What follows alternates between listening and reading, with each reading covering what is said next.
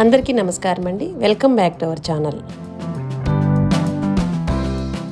ఈరోజు మన వీడియోలో ఎన్నో రకాల ఆరోగ్య ప్రయోజనాలున్న కరివేపాకుతో నిలవ పచ్చడి తయారు చేసుకోబోతున్నామండి. చాలా రుచిగా ఉంటుంది, చేయటం కూడా చాలా సింపుల్. ఒక్కసారి చేసి పెట్టేసుకుంటే ఈ పచ్చడి మనకి అన్నంలోకి, టిఫిన్స్లోకి, అన్నింటిలోకి కూడా సూపర్ టేస్టీగా మనం 3-4 నెలల వరకు కూడా వాడేసుకోవచ్చు. ఈ ప్రాసెస్ని ఎక్కడ స్కిప్ చేయకుండా వీడియోని చివరి దాకా చూసేయండి. ముఖ్యమైన పని మీద ప్రగతి నగర్లో ఉంటున్న మా పెద్ద చెల్లి ఇంటికి వెళ్ళామండి. నేను, మా రెండో చెల్లి, మా అన్నయ్య, వదిన అందరం కలిసి అక్కడికి వెళ్ళాం అనమాట. వాళ్ళ పెరట్లో అన్ని రకాల చెట్లతో పాటుగా ఒక పెద్ద కరివేపాకు చెట్టు ఉందండి. ఎప్పుడు వెళ్ళినా కోసుకొచ్చుకుంటూ ఉంటాము. మన ఛానల్లో అన్ని రకాల ఊరగాయలు నిల్వ పచ్చళ్ళు అన్ని పెట్టుకున్నాం, కానీ కరివేపాకు నిల్వ పచ్చడి పెట్టుకోలేదని చెప్పేసి ఇదంతా కోసుకొచ్చి ఈరోజు చేస్తున్నాను అనమాట. మా చెల్లెలండి, రెండో చెల్లెలు తను, ఈవిడ మా వదిన గారు అనమాట. తినేమో మా పెద్ద చెల్లండి. చక్కగా అక్కడే మొత్తం అంతా ఈనెలన్నీ తీసేసి శుభ్రం చేసేసి ఇంటికి వచ్చి కడిగి ఆరబోసేసా ఫ్యాన్ కింద. ఇలా ఒక పెద్ద బౌల్తో కొలిస్తే 3 బౌల్స్ అయ్యాయి అనమాట. మెజరింగ్ బౌల్స్తో 3 బౌల్స్ అయ్యాయి.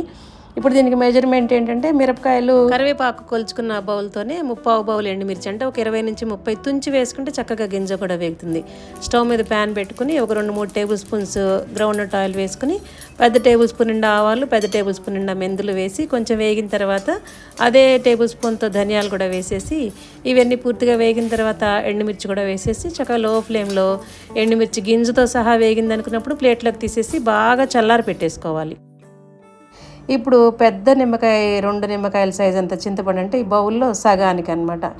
ఈ చింతపండుని బాగా మరుగుతున్న వేడి నీళ్ళలో వేసేస్తే త్వరగా మనకి గుజ్జు వచ్చేస్తుంది, ఇంకా ఇబ్బంది పడకుండా. ఆ గుజ్జు అంతా తీసేసుకుని రెడీగా పెట్టుకోవాలి.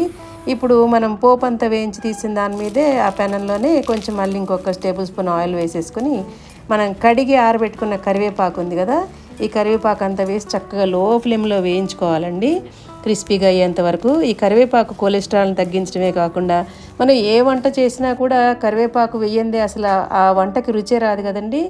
ఎన్నో పోషక విలువలు ఉన్నాయి, కొలెస్ట్రాల్ తగ్గిస్తుంది, కాల్షియం, ఐరన్ పుష్కలంగా ఉంటుంది.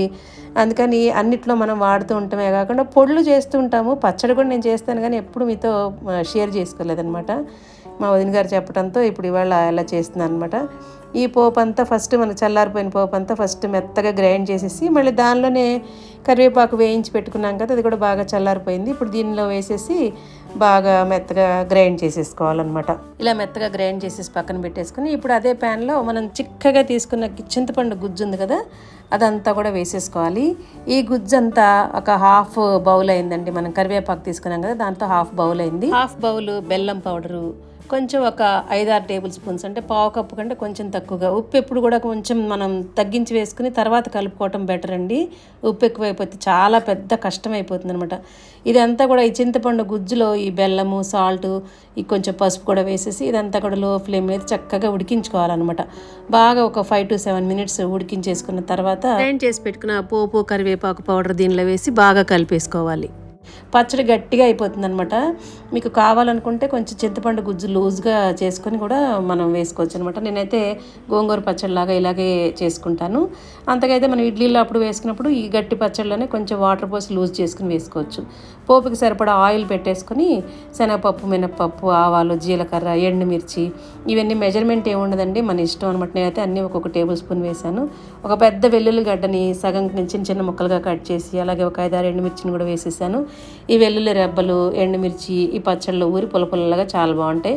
ఇంగువ కూడా ఒక పెద్ద టేబుల్ స్పూన్ నిండా వేసేసాను. మీకు ఇంగువ ఇష్టం లేకపోతే స్కిప్ చేసేసుకోండి. ఈ పోపు అంతా బాగా చల్లారిన తర్వాత ఈ పచ్చళ్ళు వేసేసి కలిపిస్తే కరివేపాకు నిలువ పచ్చడి రెడీ అయిపోయినట్టేనండి. ఈ పచ్చడి మనకి అన్నంలోకి, టిఫిన్స్లోకి, అన్నిట్లోకి కూడా చాలా చాలా బాగుంటుందండి. ఇది మనం ఇలా బయట పెట్టేస్తే 2-3 నెలలు నిల్వ ఉంటుంది. ఫ్రిడ్జ్లో పెట్టేస్తే 5-6 నెలల వరకు ఫ్రెష్గానే ఉంటుంది. మనకి కరివేపాకు ఎప్పుడూ దొరుకుతూనే ఉంటుంది కదా సంవత్సరం అంతా.